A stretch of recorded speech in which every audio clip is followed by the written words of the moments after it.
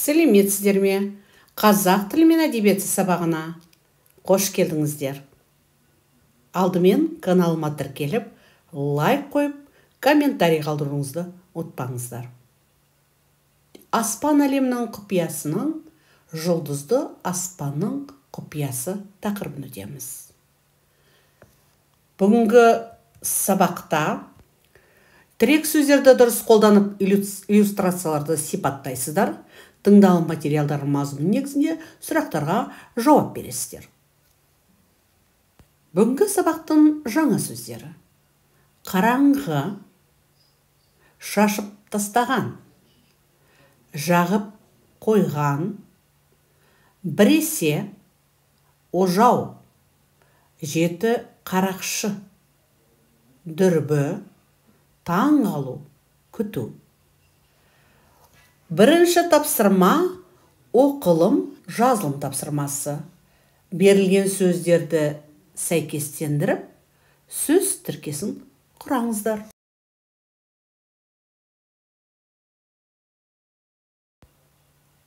Ықтимал жауапқа назар аударыңыздар.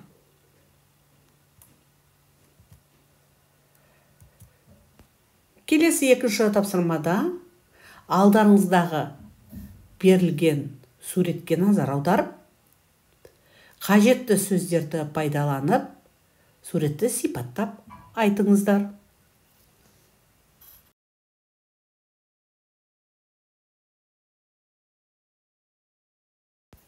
Жарайсыздар.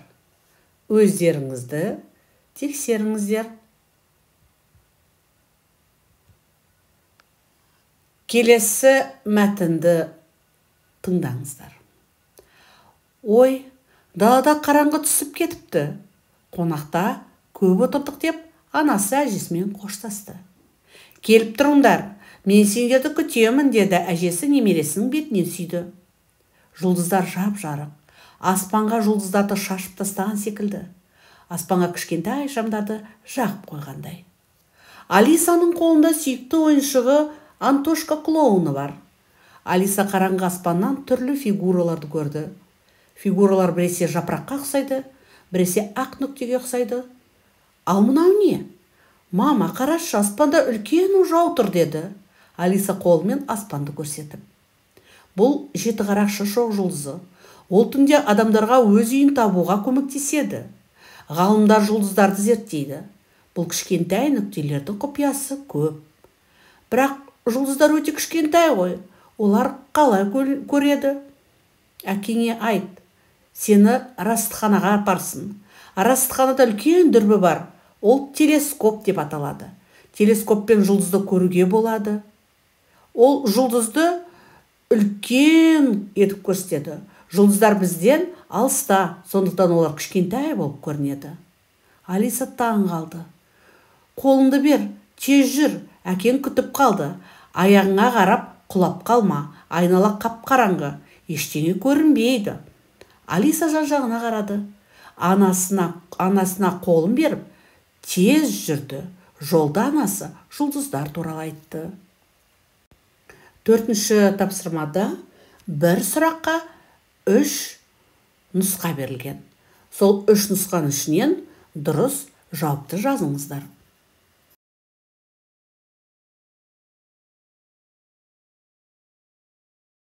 Өте тамаша. Олай болса, өздеріңізді тексеріңіздер. Алтыншы тапсырмада диаграмма жасаңыздар. Түнгі аспан қандай деген сұраққа жауап беретін сөздерді жазыңыздар.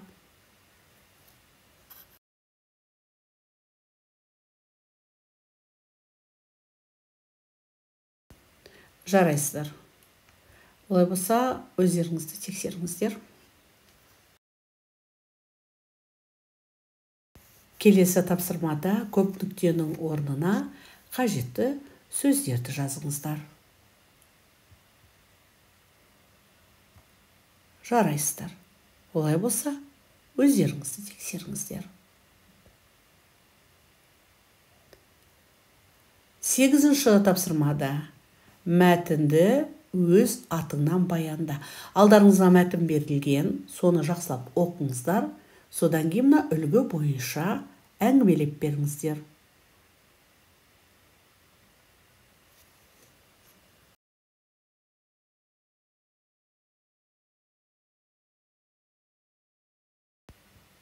Жазылым айтылым тапсырмасында төмендегі тірек сөздерді қатыстырып, 4 сұраулы сөйлем құраңыздар.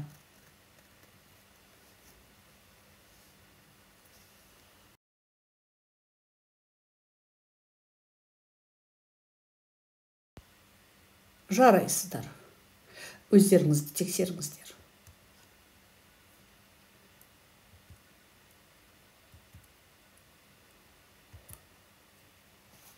Келесі 9-шы тапсырмада жағдаят. Бүгін сенбі. Досың екеуің келесі аптада сабақтан кейін расатханаға баруды жоспарлаңыздар.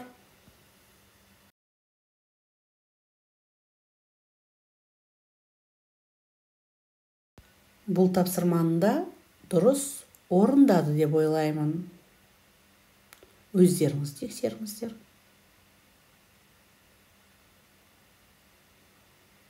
Осымен бүгінгі сабағымыз аяқталды. Сау болыңыздар. Назарларыңызға рахмет.